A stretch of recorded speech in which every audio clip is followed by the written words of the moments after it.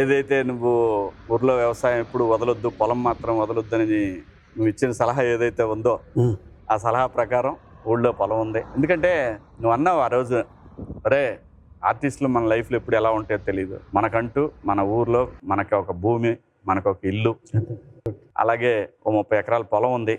మా సొంతూరులో 15 ఎకరాలు ఉంది, ఇంకో చోట ఇంకో 15 ఎకరాలు ఉంది. నేను నీకు ఎలా చెప్పాను, నాకు అలా సోమబాబు గారు చెప్పారు. ఆర్టిస్టు దీపం ఉన్నప్పుడు ఇల్లు చక్క పెట్టుకోవాలి అని. ఎందుకంటే నీ క్యాస్టోడు నువ్వు ఆకలితో ఉన్నావు అని తెచ్చి ఎప్పుడు కూడా బిర్యానీ ప్యాకెట్ ఇవ్వడం. అవును, నీ ఫ్రెండు, నీ చుట్టుపక్కల ఉన్న వాళ్ళు ఎవ్వడు రాడు. నువ్వు బాగున్నప్పుడే అందరు ఉంటారు, నీ దగ్గర చేరతారు. నీకు ఇబ్బంది వస్తే ఎక్కడ అప్పు అడుగుతావు అని చెప్పేసి రారు.